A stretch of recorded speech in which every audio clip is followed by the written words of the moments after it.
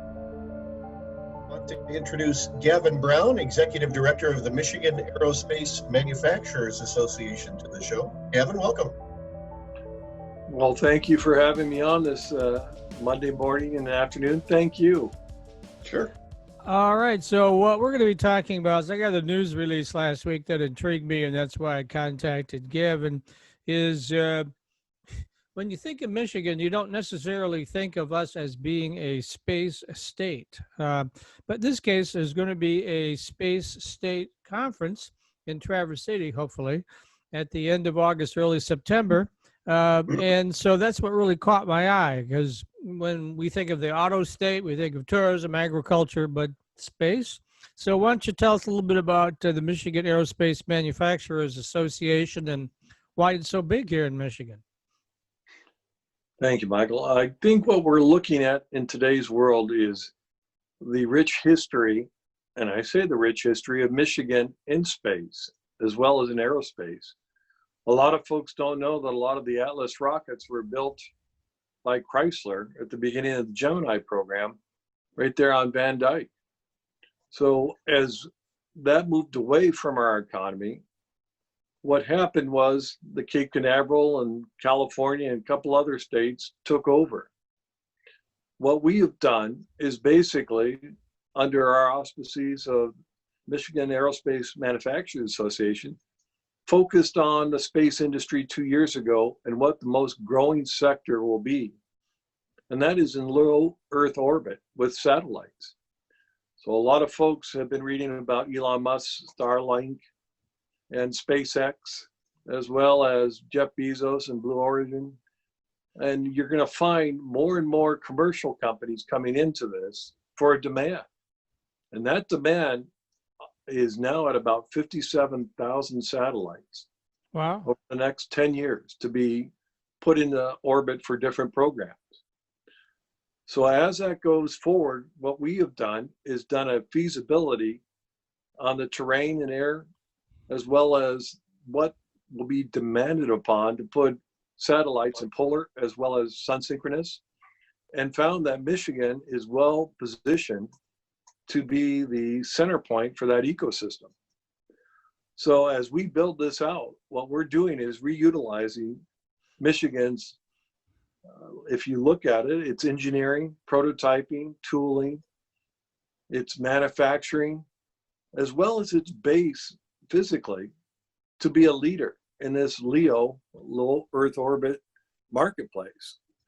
As it grows, think of one technology that we're going to represent is the 5G connectivity for autonomous technology for automotive.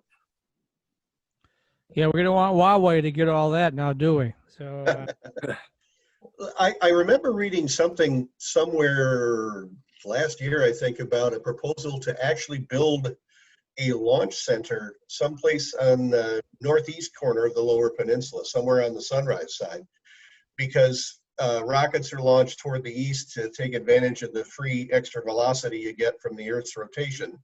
You know, you got to get to 17,000 miles an hour to hit orbit.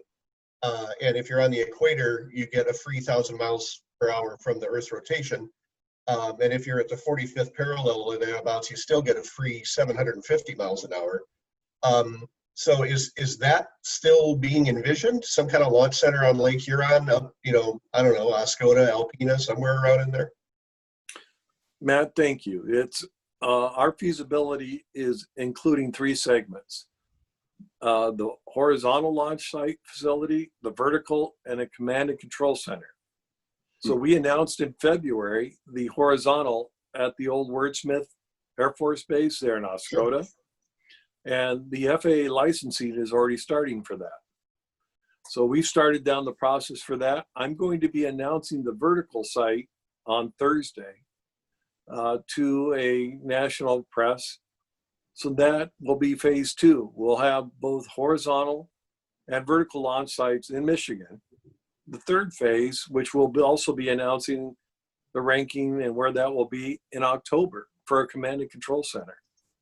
So if you look at the entire ecosystem for this, we will be able to provide not only the folks that are looking to put satellites up, but also to the industries of being able to have their technology in place by 2023. Okay. So in terms of a launch center, I mean, space flight is hard, and occasionally things happen.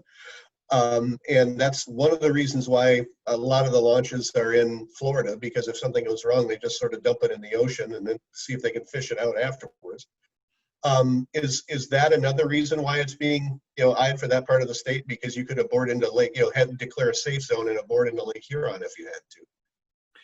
It is, but I want to make a significant difference. We're going to be a green spaceport, Okay. meaning that we're actually going to be utilizing technology and fuel and propellants that are going to be considered green. So the kind of high toxic propellant and fuel that have been used in the past will not be part of our equation. So it's not only to bring leadership in the space industry to Michigan, we also understand that we have to be stewards of the air, land, and water in which we live. So we're actually bringing a whole different dynamic to the space industry than what they've been practicing for decades. Let's talk about aerospace manufacturing / jobs here in Michigan. How big is that market right now? Do you have a handle on how many people are employed in that sector? I will tell you the space industry is significantly limited, but our initiative, especially with our 5G, to lead that drive from both production and launch from the vertical integrated marketplace, we'll be bringing 40,000 jobs to the state of Michigan by 2024. So think of this of opening 8 to 10 automotive manufacturing facilities and assembly sites. That's the impact it'll have on the state. And then are you going to work closely with the automakers? Because obviously they want to have the connected car. I mean, the electric vehicles that are connected and all that jazz need 5G, right? You are correct. I think what's happening, and I give this as a good example, I shared that with Elon. Jeff Bezos just bought Zook. You're seeing that they're building their own systems, but if the big three and the others don't start connecting their earliest entry point for this 5G connectivity to truly make their cars autonomous without getting into the space race for these satellite communication broadband, the experts are saying it will be between 2034 and 2038 that technology will be deployed at their current rate of trying to integrate with some system. We will be able to reduce that by 6 to 8 years, meaning that the electric vehicles that the big three are all counting on for their future growth and viability, through our initiative alone, will take 8 years off its speed to the marketplace, so that they'll be competing with the Teslas and the others in a marketplace much earlier than they have anticipated with the present technology. So when you talk about vertical and horizontal launches, is that, explain to the viewers what you mean by that? I'm assuming that the vertical launch is a traditional rocket launch and the horizontal one is more like what Richard Branson is doing with Virgin, where they take a rocket up in a plane to get the first 50,000 feet of altitude and then launch it from there. Matt, you described it perfectly. So you're absolutely right. Well, Okay. I'd like to say I can do a better job of that, but I can't. You did very well. Okay. That's exactly right. Yeah, wouldn't that be fun to have Richard Branson in the state, huh? So, Well, he's part of our national team that we're putting together specifically for this vertical integration between space as well as automotive. And to your point earlier, Mike, what we're doing is looking at bringing the entire automotive and space community together at our conference in Traverse City at the Grand Traverse Resort, August 30th through September 2nd. yeah, we got about 3 minutes left, so why don't we talk a little bit about that? We are bringing the experts, we're calling it the convergence of auto, space, and defense, so that what we're doing is looking and identifying and actually going to give a demonstration of a satellite driving a car around the Grand Traverse Resort, utilizing that technology. So what we're doing and being the leader of is saying Michigan's future is not only in what we're trying to provide through space, but the industries that will actually serve, and that one being actually automotive. So we firmly believe without it, we will be displaced as primes in the auto industry as far as providing vehicles. Everyone's going to this 5G technology connectivity, broadband. And an ancillary, but also equally important, is that we would be able to provide broadband technology across anywhere in Michigan for education, medicine, and first responders. So our program hits a lot of the demands that we're looking for, both socially as well as commercially. Now, since we are in the age of pandemic, do you have a backup plan in case physically meeting in a lot of people in a small space doesn't work out too well, or what have you worked out there?